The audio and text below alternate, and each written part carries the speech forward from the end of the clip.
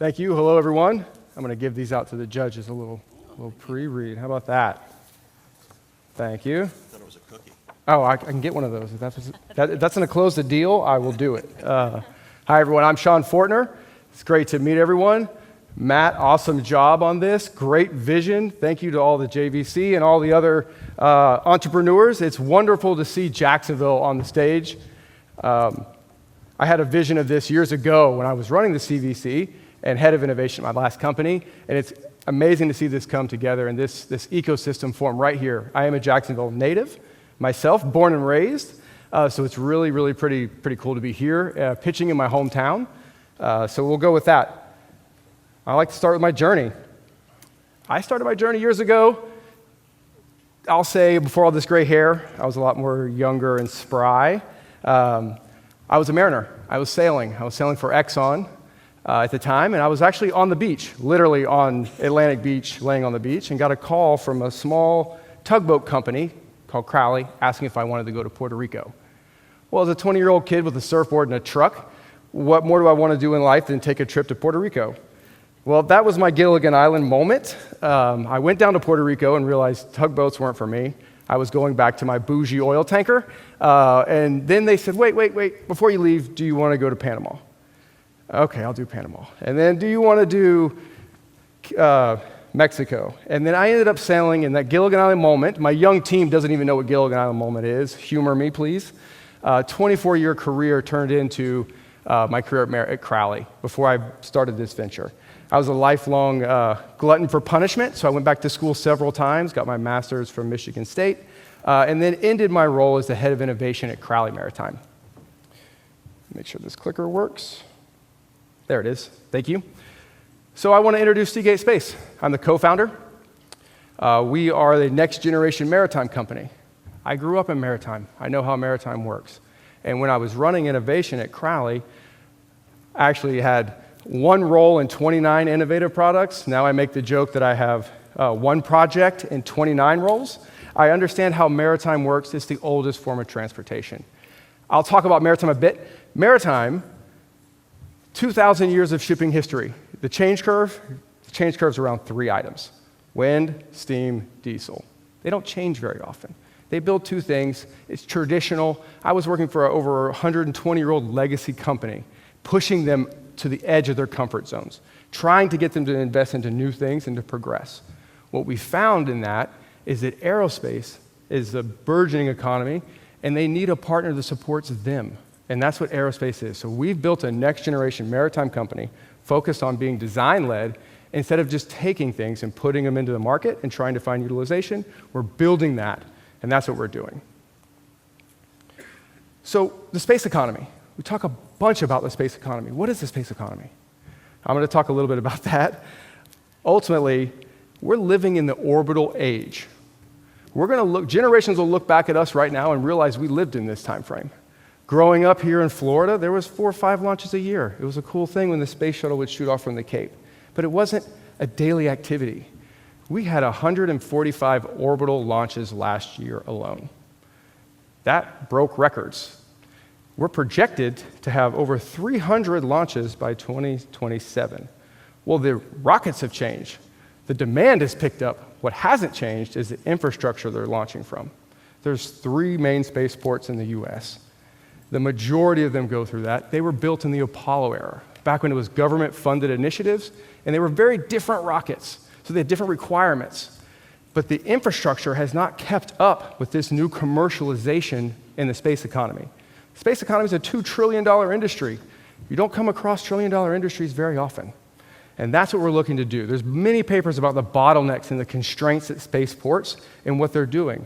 But we're talking about 2 very traditional industries, maritime and aerospace. So that's what we're looking to do, and that's where we're bridging. So what are we building? We're leveraging all of our experience from maritime and tailoring something specifically for aerospace, something that's not done. So this is our solve. It's a modular, floating, submersible platform. A couple design features. We have patents on all this. It's completely autonomous. It's semi-submersible. and it's built for aerospace. What does aerospace need? It needs something that can get offshore quickly, and then once offshore, become very stable. Maritime doesn't design for that. They design for either or. So we're doing that. So we have this submersible platform that can go up on the pontoons, tow at a speed of 10 knots, which SpaceX recovery drone ships, that's double the speed. When it gets offshore, we flood the pontoons, and we go down like a submersible, and we go very stable. We have secondary stabilizing mechanisms.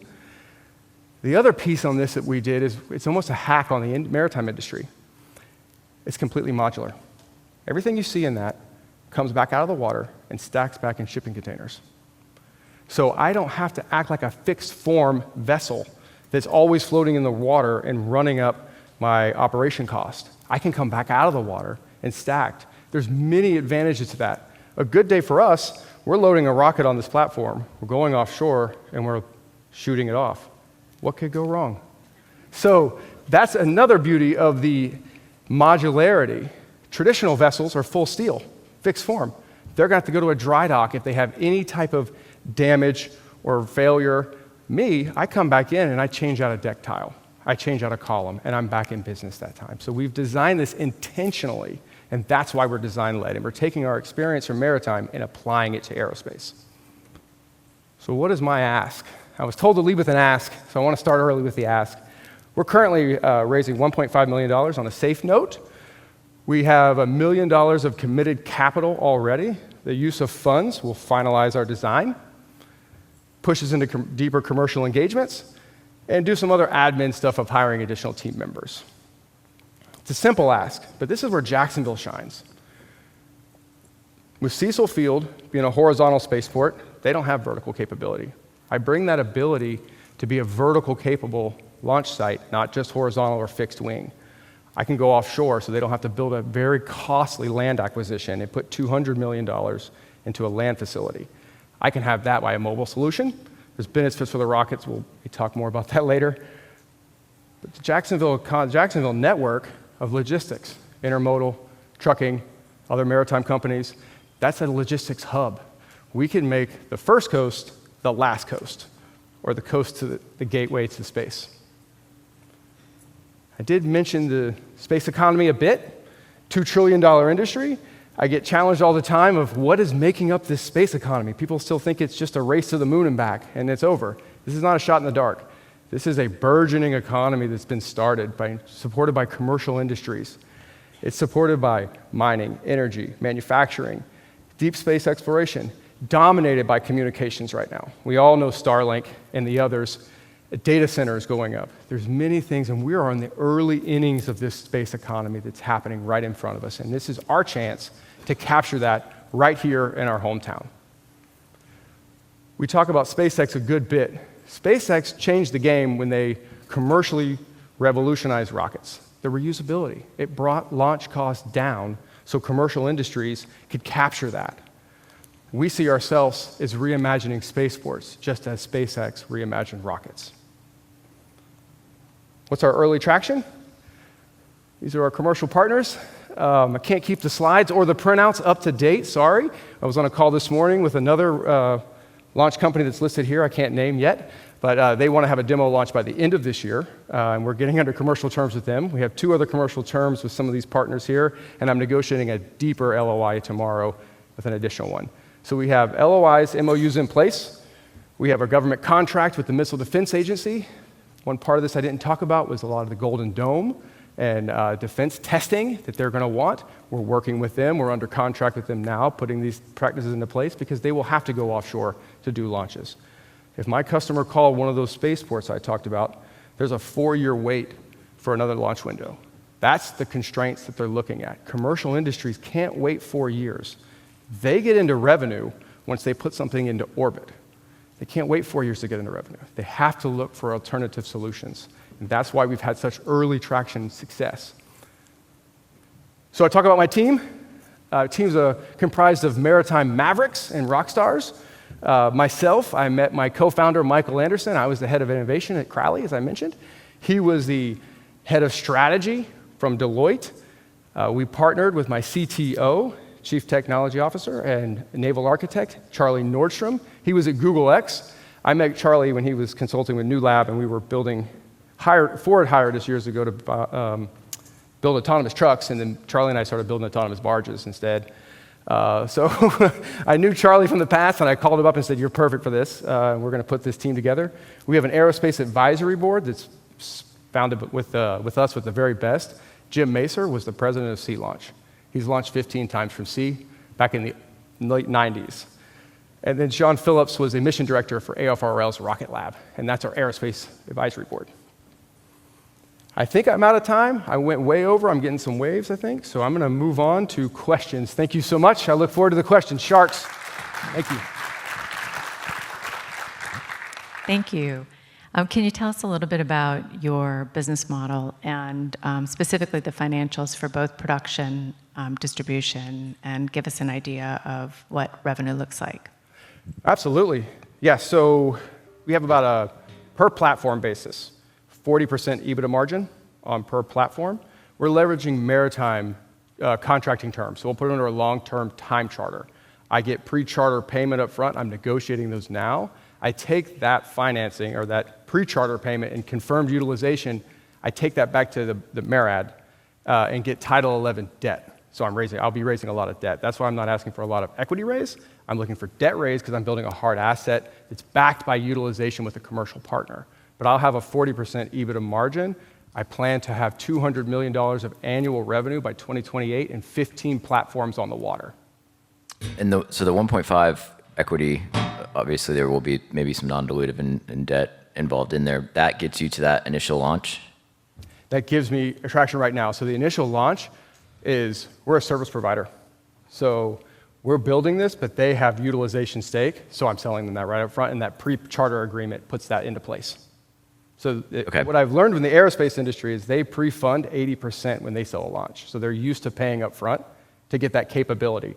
We're basically printing more real estate at sea for them to launch more rockets and sell more business to payloads. Okay, so with one platform, are you profitable? We are cash flow positive right now. I'm in revenue now. We have $500,000 of sales to date. We're cash flow positive. We will be, yes. I'm curious if, I understand 344, I think is the number you had of launches, right? Didn't they just announce last week that, or in the last week or so, they shot like 34 satellites up? Are you talking SpaceX? Yeah. Yeah, so there's a couple of models here. SpaceX is a very large vehicle. There's vehicle classes, right? SpaceX is on the large end of those vehicles. I like to look at it as mass transit. So SpaceX is like the bus. Mm-hmm. If you want to go somewhere, you may go get on the bus. It may be cheap, but it's going to take you to a general location on a certain time schedule. Mm-hmm. It's not direct to orbit. The small launch vehicles are direct to a very specific orbit, like taking an Uber. And you call those for immediate use and putting your satellite up. SpaceX is a different animal. 20 years, $10 billion spend, but they're very vertically integrated, and they really only want to work with Starlink. Okay, so their 34 that just went up, they're not included in your 344 number? So that's one launch for 33 satellites. Okay. One launch can have multiple payloads on it depending on the size of payloads. Mm-hmm. The new economy, these new payloads are much smaller. They're not the size of refrigerators back in the 90s. If they were, they can have multiple satellites on it. There are currently over 30,000 assets floating around in low Earth orbit. Mm-hmm. Also, the new satellites that are so small, they burn up within 3 to 5 years, not 30 years anymore. So there's constant demand. Space Florida's put out a fantastic report about the projected launches up to 2070. They project over 2,000 launches in 2070. Mm-hmm. That's over 3 a day. I hope I'm still on this planet by then, maybe still gainfully employed, but this is not just a shot and go back down. This is a constant burgeoning thing we're in the early innings of. Okay. If something goes wrong, what's the liability structure look like, and how do you insure this? Well said. Good question. So we use the P&I clubs for maritime insurance basis. So there's hull and machinery and punitive indemnity, and we'll put that on there. We also have cargo assurance for the rocket company and the payload. So we're not trying to be an end-to-end supplier. We're the maritime supplier to give the range service, and then the rocket company will have cargo of affreightment insurance put on top of that for the asset and the payload. So tell us a little bit about your partner strategy. I mean, you showed some really impressive companies and a very, very impressive list. And obviously you said, hey, you're bringing on partners all the time. What is it that is so appealing to them? And, why isn't there similar folks as competitors popping into the scene? Yeah, for 2 years, I asked myself the same question. And really, it's these two industries. Traditional maritime, who's not supporting aerospace, and aerospace just has a fixed way of doing it on land and terrestrially right now. The benefits, and that's why we've gotten so much early traction with these, because we're maritime experts who are solving with them. And I'm meeting my customers where they are and giving them capability to hit new orbits, trajectories at a much faster timeline. They would love to go to a land base. The land bases aren't available, and there's a 4-year wait. So it's not a question if they want to, they have to. Other countries are doing it. China's announced they're doing 100 sea launches by 2027. Right? Japan just announced they're building a vessel to do something. This is a capability in America we do not have, and that's why the DoD is also leaning in to get involved. Amazing. Boom. Rocket launch. Thank you.